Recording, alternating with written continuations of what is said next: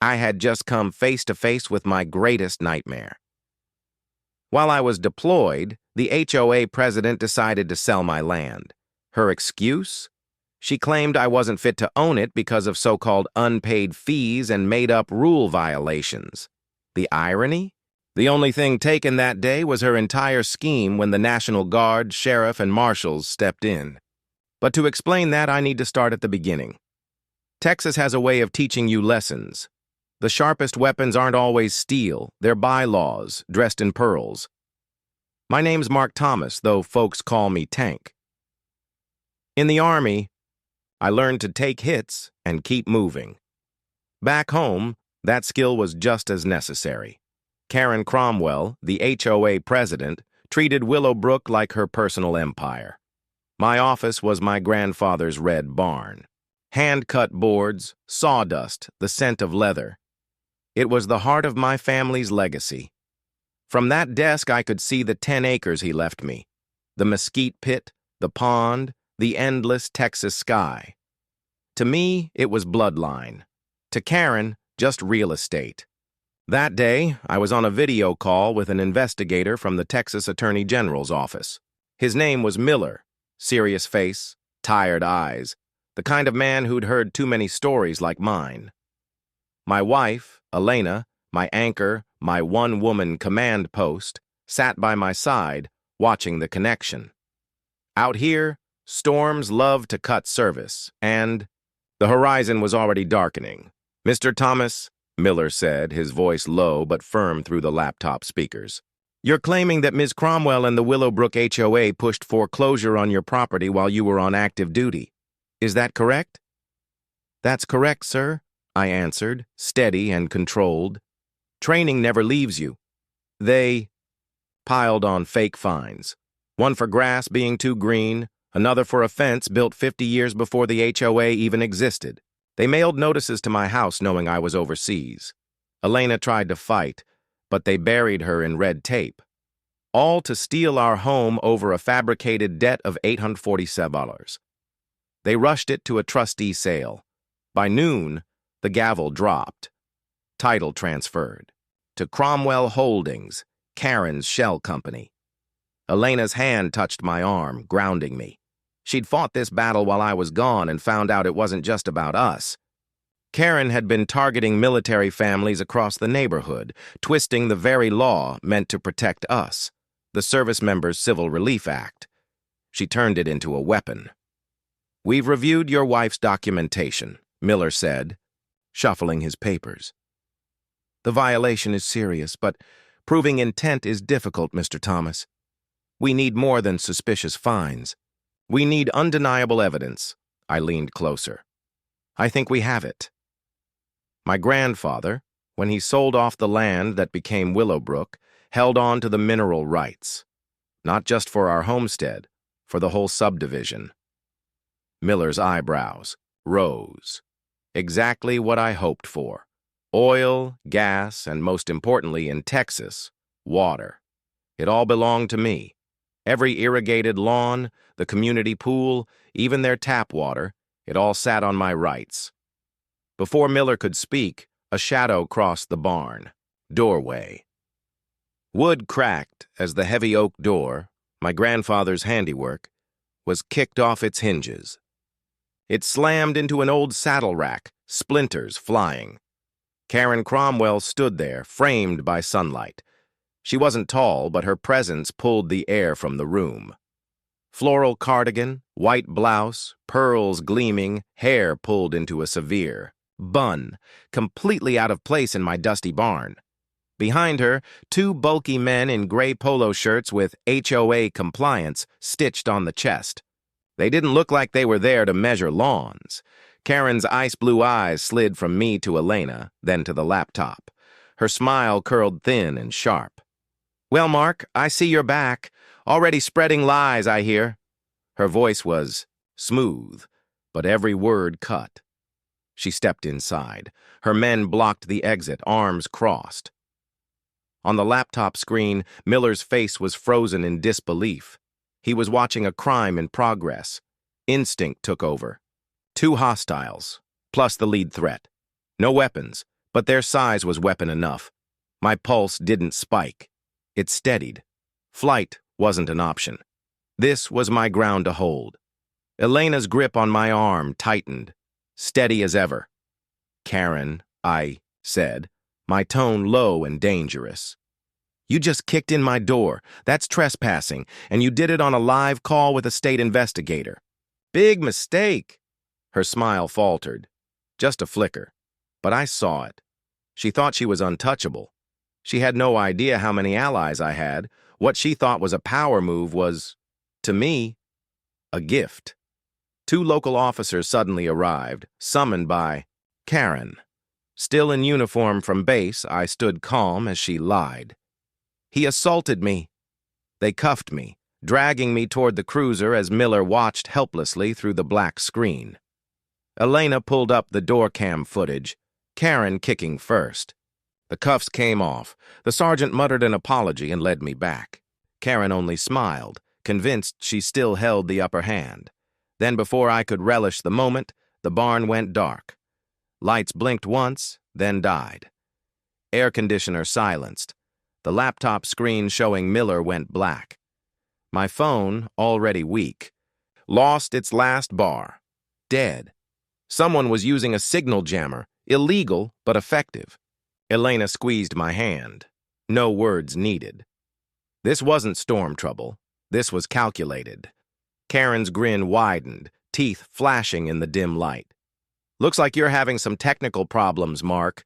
Don't worry, we're just here for a compliance check, for the good of the community."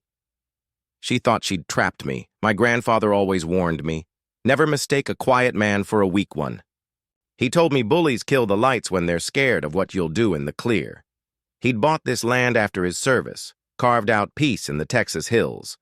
When developers came in the 80s, he sold some of it but kept what he called the real treasure, the mineral rights. Oil was a gamble. Water wasn't.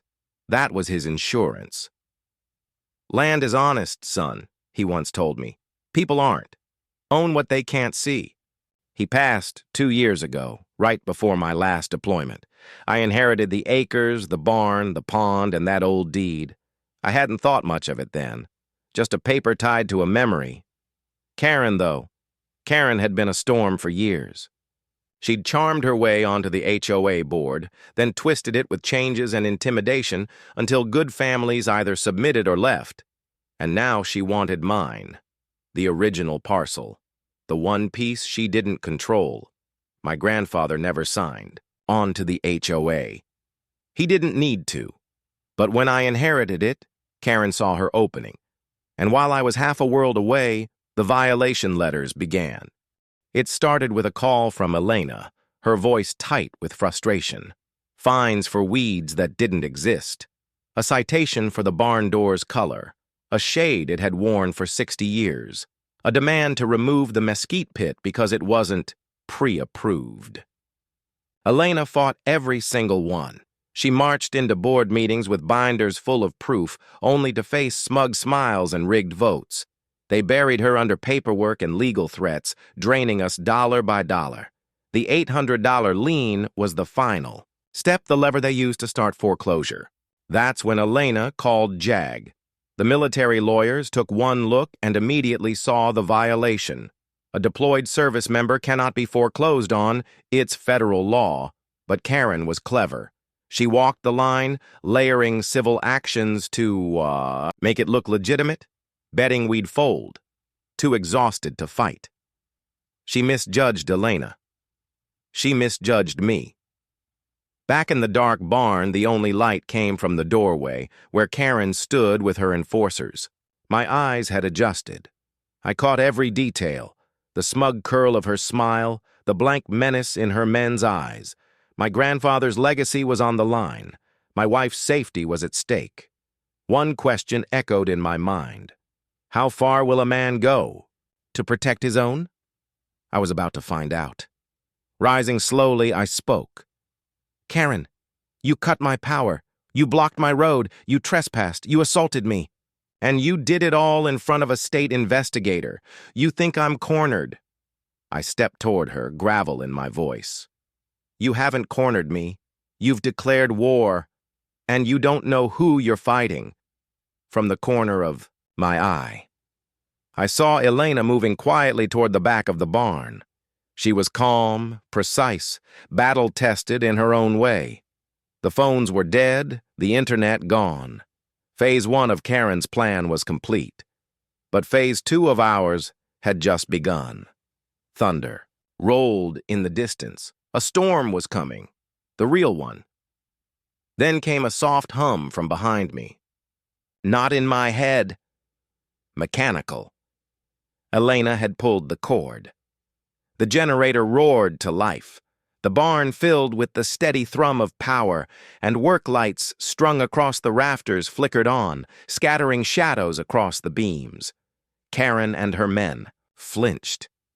They expected helplessness in the dark. What they got was defiance in the light. Impressive, Karen sneered, regaining her composure. A generator, but your phones are still dead, aren't they? No one's coming to save you. She was right about the phones. A dead zone, but wrong about the help. Our help was already here. Elena stepped forward, holding a ruggedized tablet, its glow sharp in the dusty air. Scout is airborne, she said calmly. Scout, our quadcopter drone with a thermal camera, my homecoming gift. Karen's face twitched. She hadn't planned for eyes in the sky. I faced her. This is your last chance, Karen. Leave. Take your men and get off my land. One of her goons, the bigger one, laughed. Or what? You gonna call the cops? Oh, wait. No signal. He tapped his ear mockingly. I ignored him. My eyes stayed locked on Karen. This isn't a threat. It's advice. You've crossed a line you can't uncross. Karen waved her hand dismissively. Search the property, find violations. A flimsy excuse to let her men rummage through my barn, to intimidate, to hunt for anything they could, twist against me. As they moved past, a blaring horn echoed outside, then another. I turned to the open doorway. A white contractor's pickup had slid across our gravel road, blocking the entrance. Another pulled across the far end of the block. HOA logos on the doors, guards climbing out, setting a perimeter. Karen wasn't just targeting me. She was locking down the entire street. Inside the blockade sat my neighbor Jerry's house. Jerry, a retired colonel, a man who respected rules but despised tyranny. He'd been quietly feeding me evidence for weeks, receipts, invoices, shady contracts. Now he was trapped too. A siege, I muttered. Elena didn't look up from her tablet. She's desperate. That call with the AG rattled her. She's trying to control the damage. She tapped the screen. Scout has eyes on the whole block. They're turning people back. Elena's foresight was our strength. She'd built a neighborhood phone tree, low-tech backup for emergencies like this. With cell service dead, Karen thought she'd shut us down. But Elena had another card. Freddie on net? I asked. She nodded, patching him in. Freddie, our neighbor, was a ham radio operator. White beard, booming voice, steady as stone. Old school tech for a new school fight. Elena streamed video on a closed Wi-Fi link while Freddie relayed updates over radio, neighbors listening in. Karen's thugs rifled through my workshop, tossing aside tools, pretending to look for violations. I knew the barn wasn't their goal. They were buying time. They're after your truck, I murmured to Elena. Discredit us, make us criminals.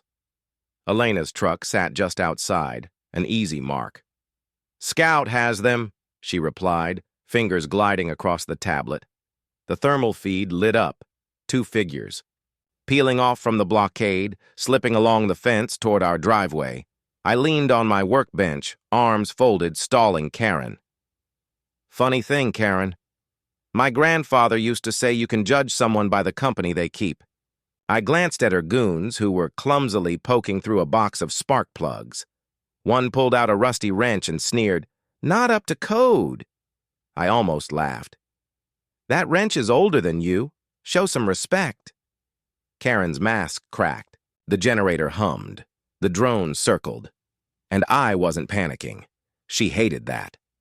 On Elena's screen, the two figures reached her truck. One kept watch while the other jimmied the lock, slipping inside. A faint click. Then he pulled a small dark object from his jacket, reaching under the passenger seat. Planting something.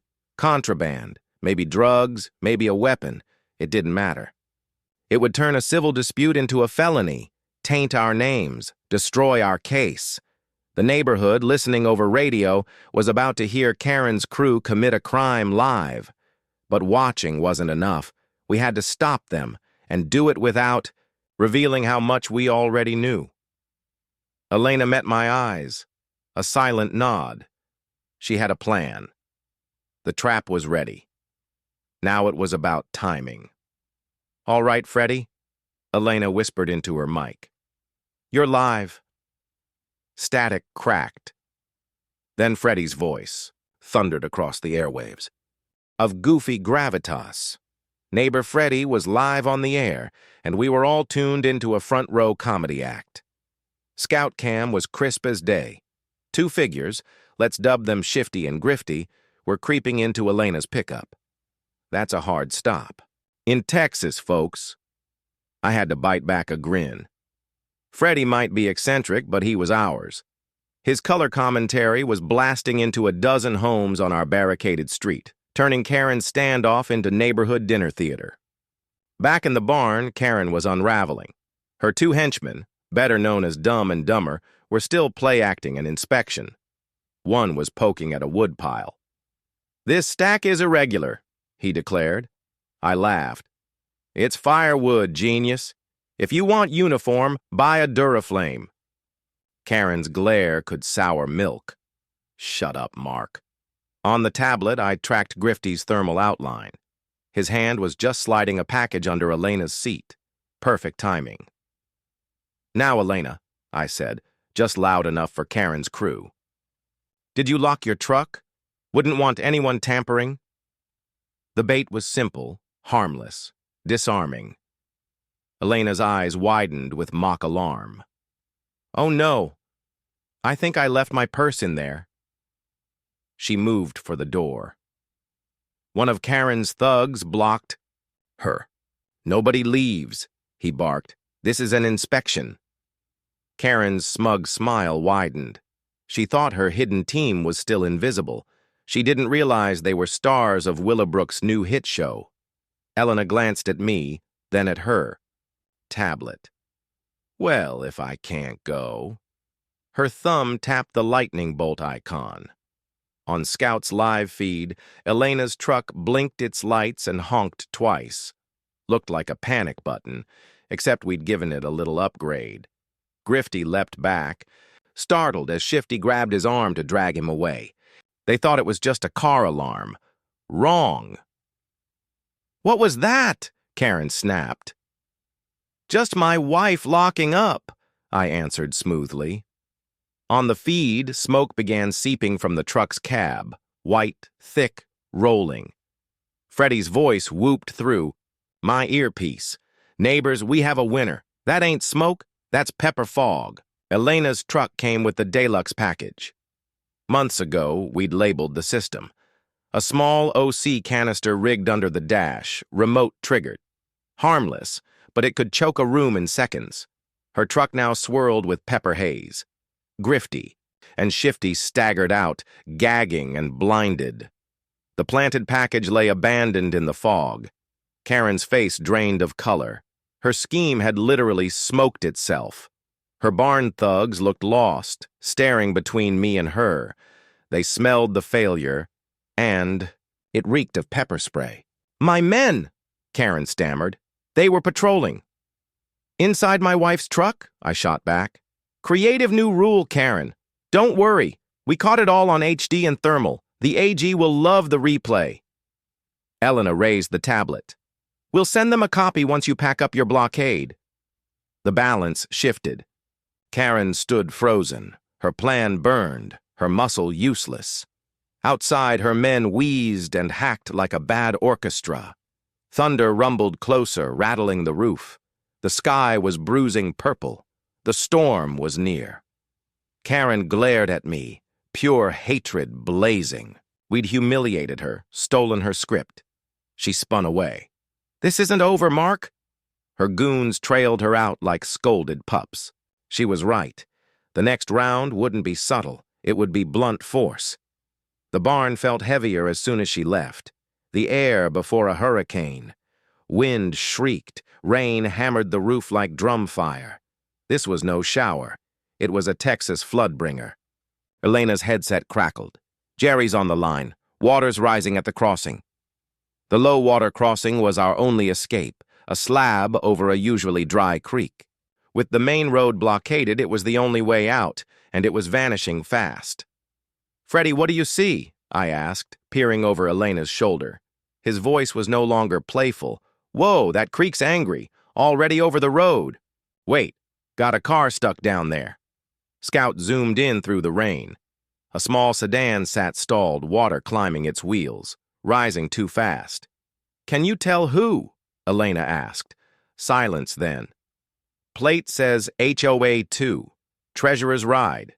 That's David. David Chen, timid HOA treasurer. Always jumpy, always afraid of Karen. Not a diehard, just a follower." And now he was trapped. My instincts took command. Didn't matter who it was, someone was drowning in front of us. You don't leave anyone behind. "I'm going," I said, pulling on rain gear and grabbing rope. Elena's eyes worried, but she knew me. "Be careful, Tank. Scout will guide you." "Freddie," I said into comms, "update me on water." "You got it, Tank. Just don't do anything I wouldn't, though that leaves you wide open." His humor broke the tension. I stormed out into the gale. The wind nearly tore the door off its hinges. Rain stung like needles. The creek's roar, audible from 100 yards. My F-250 was built for this. As I climbed in, I caught sight of Karen on her porch, a dark silhouette in her lit window. She was watching, saw the car, saw me gearing up, and she did nothing, just stood there, letting one of her own face the flood alone. That told me all I needed to know. I needed answers. Slamming the accelerator, I cut across my yard, ignoring the driveway and making straight for the back acreage near the creek. Mud flew as the truck's tires fought for grip. The crossing came into view, water roaring like a beast thick with debris. David's small car was trapped, the flood up to its doors. "He's still in there, Tank," Freddie's voice snapped through my earpiece. "Doors jammed from the pressure." I couldn't risk driving in. Even my truck would vanish. Parking on the high bank, I secured a rope to the hitch and shouted, "Elena, get Scout over him. I need visuals." "On it," she fired back. The drone cut through the storm, feed live on my phone. David's terrified face pressed against the glass. He was breaking. Looping the rope into a harness, I plunged into the raging water. The current clawed at me instantly, dragging with every step. Waist deep, then chest deep, I pushed forward. Freddie's voice pierced the static. "Tank! He's climbing out!" David squeezed through his window, but the river snatched him away. In seconds, he was 50 feet downstream, flailing.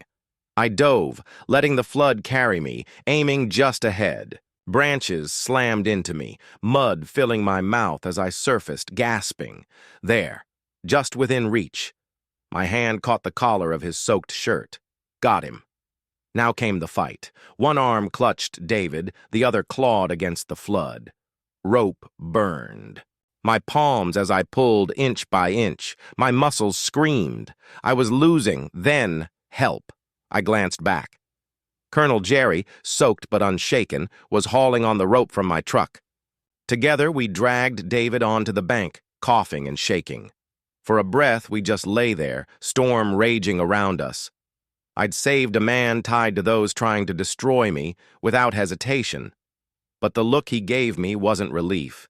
It was fear, not of water, of her. Shivering, he reached into his jacket with trembling hands, pulling out a waterproof zip drive. He pressed it into my palm. "Take it.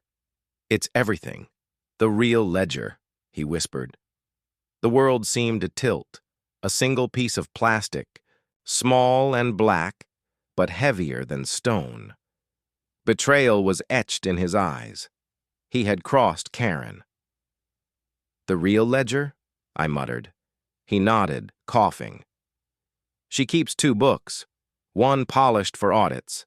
The other, the truth. Missing funds, bribes, payoffs, all of it. She set me up, sent me to that culvert, knowing it would flood. She wanted me gone." My stomach tightened. This wasn't corruption anymore. This was attempted murder. "Colonel," Jerry steadied David. "He needs warmth. My house, now. And you, get that drive to Elena." I didn't wait. Sprinting for the barn, the drive clenched in my fist. I knew the fight had just changed forever. I stepped in through the door, dripping and caked in mud.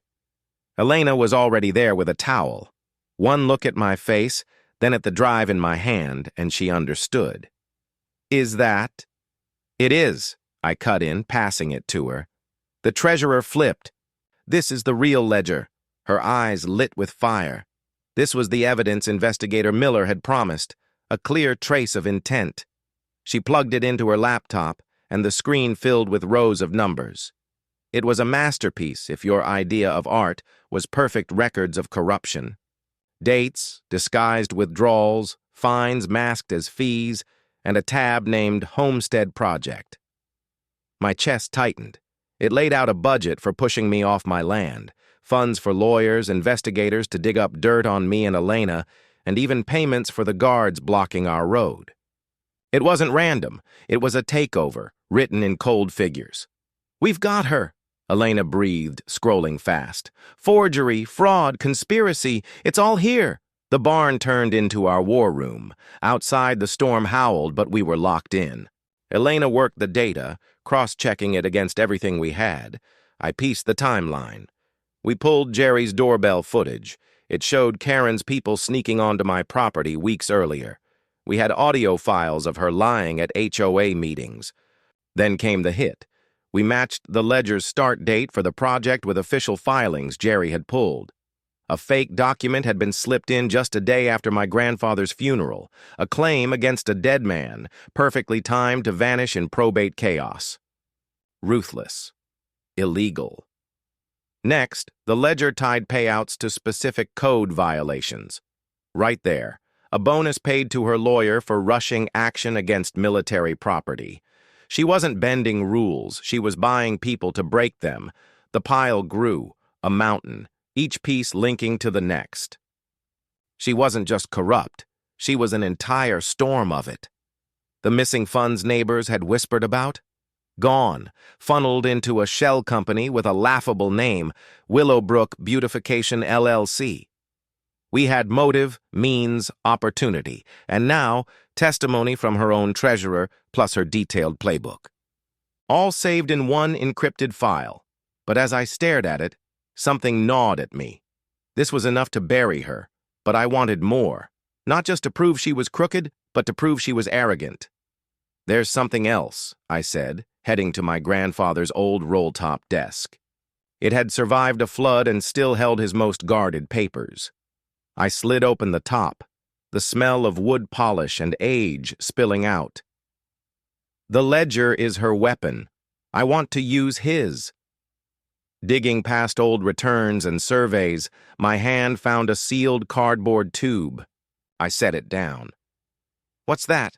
Elena asked. "The original deed," I answered, breaking the wax. "The one with the footnote." I unrolled the parchment. My grandpa's careful script lined the pages, signatures of the developers scrawled across. And there at the bottom, a handwritten addendum, a clause reserving all mineral, oil, and water rights for the homestead.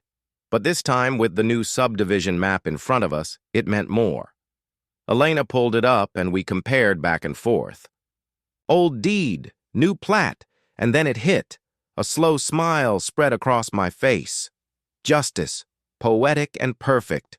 The final blow wasn't in her ledger. It was in my grandfather's legacy. "Holy," Elena whispered, wide-eyed. "Tank, are you seeing this?" I was, and it was better than anything I could have dreamed. The original survey markers in my grandfather's deed were precise, leaving no room for doubt. When the developers designed the Willowbrook subdivision, a small but costly mistake crept in. A rushed surveyor miscalculated the eastern boundary of the 10-acre homestead by roughly 50 feet. Just a strip of land, but on that strip, they had built two of their most prized assets, the grand resort-style pool and the $1 million stone gatehouse that served as the HOA's headquarters.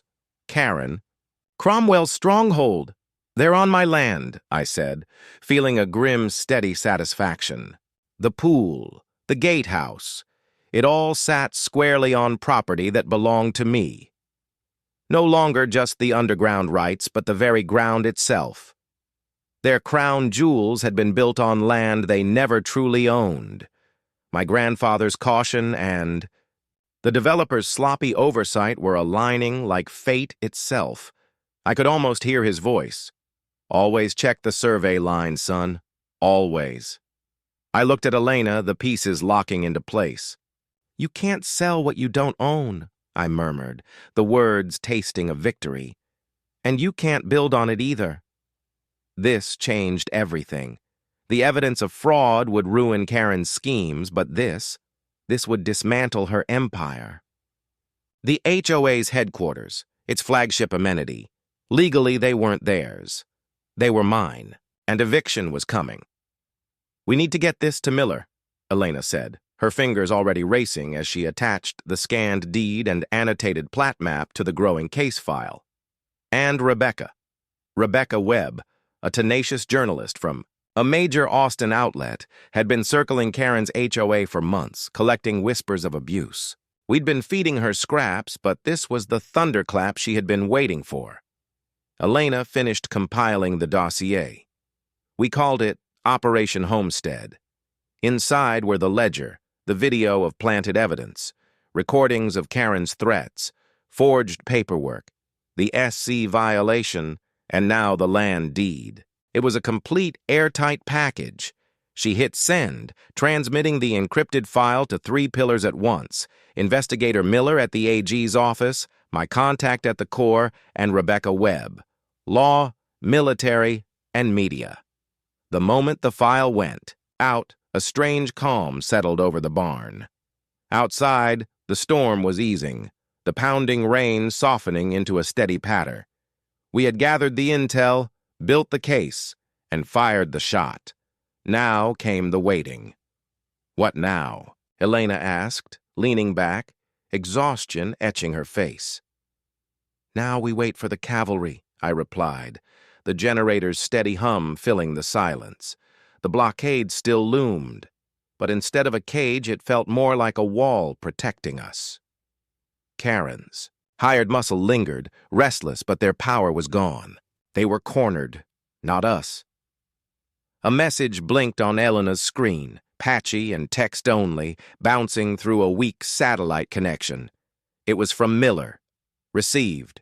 Do not engage. Stay on property. Help is on the way," the governor had declared. A storm emergency. The Texas National Guard was deployed, tasked with securing HOA roads and facilities so the court's receiver could assume control. Support roles only: traffic, perimeter, flood response. No arrests. That was law enforcement's work, I understood. Half my career had been built on hurry up and wait. We drifted into a suspended state. Elena monitored the drone feed, watching Karen's goons pacing at the blockade. Karen herself had vanished, holed up in her home since her treasurer's car was found in the creek. She knew things were unraveling. Through the ham radio, Freddie kept neighbors informed. He spoke of David Chen's rescue, the mounting evidence, the deed. Not in detail, just enough to reassure them that the tide had turned. Porch lights began flicking on one by one, tiny beacons of hope lining the street. A quiet rebellion. Waiting was the hardest part. With adrenaline gone, only bone-deep exhaustion remained. Every sound made me jump. A car? Karen making one last desperate move? Or was it the help we were promised? Dawn crept in, silver and gray across the wet fields. Then came a low rumble, not thunder, engines, many of them. At the barn door, Elena and I stood together watching headlights approach from the highway.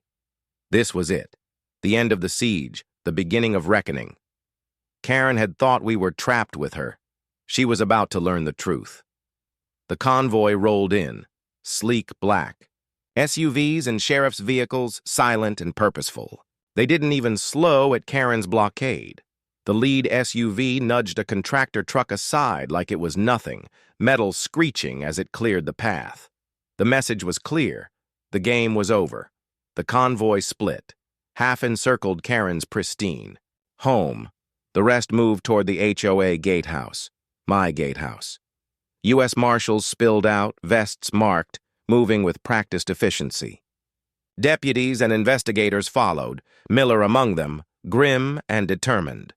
Karen's guards froze, surrendering before a word was spoken. A battering ram swung, breaking open the HOA office door with a single thud.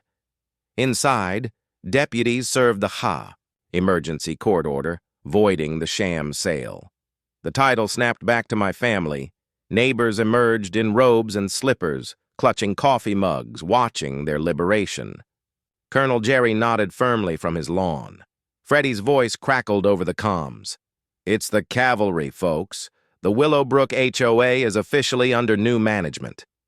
From the barn, Elena and I watched via drone feed as boxes of files and computers were carried out. At Karen's house, marshals ringed every door. A voice with a megaphone echoed, "Karen Cromwell, this is the U.S. Marshal Service. We have a warrant. Come out with your hands visible." For a long beat, silence. Then the garage door began to rise. But she wasn't surrendering. A luxury black SUV burst out, tires screaming on wet pavement. Karen was at the wheel. She was running. It was a reckless, hopeless attempt.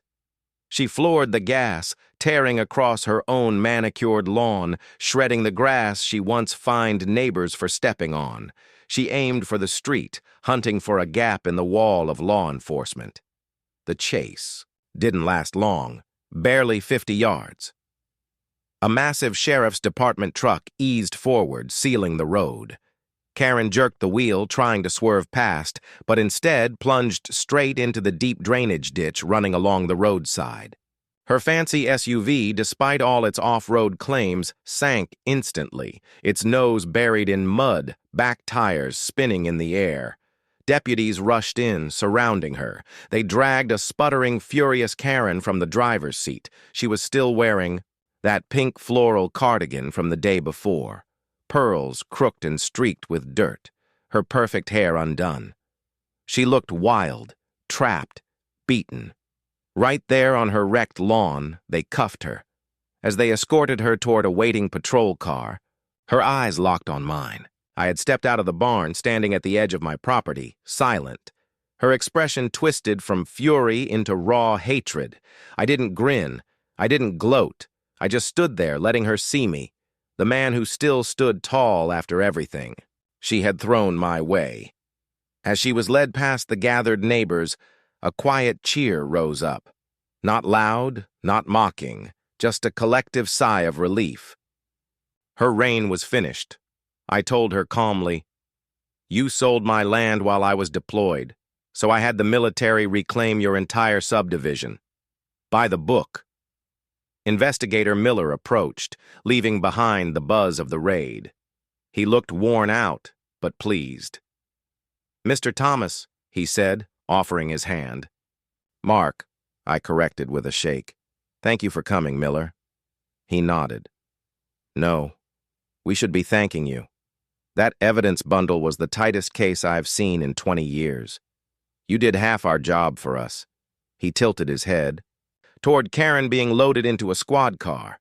She had already waved silence and was pointing fingers at her treasurer, her lawyer, the developers, everyone but herself. "Figures," I muttered. Miller smirked. "And that clause about mineral rights in your deed? That was brilliant. The county's already freezing all HOA assets pending full investigation. Under receivership, law enforcement just seized every HOA property. Roads, gatehouse, pool, office. Homes remain with owners, which means you technically control their headquarters now. He almost smiled. Don't think anyone in Texas has ever foreclosed on their own HOA? The storm clouds were gone. Sunlight spread across the land, fresh and clean. The fight was over. The bully was shackled, but rebuilding had just begun. The weeks after the raid blurred with court hearings and town meetings. Karen Cromwell's empire crumbled faster than sand before a tide. Rebecca Webb's article went viral, carried nationwide as a cautionary tale of HOA abuse. The phrase, "You can't sell what you don't own," became a rallying cry. Facing overwhelming proof from Operation Homestead, Karen took a plea deal that ensured she'd be locked away for years. Her allies resigned in disgrace. A court-appointed receiver voided every bogus fine and lien she had imposed. It was a complete victory. But paper victories aren't the same as healing. Karen had sown division. Neighbors had turned on one another. Trust lay in pieces. The first step forward was reclaiming control. The court ordered a new election. Colonel Jerry, reluctant at first, was nominated president. I was chosen vice president. The other seats went to honest neighbors who had once been silenced. Our first meeting wasn't in Karen's gatehouse. It was on my lawn, around the mesquite pit.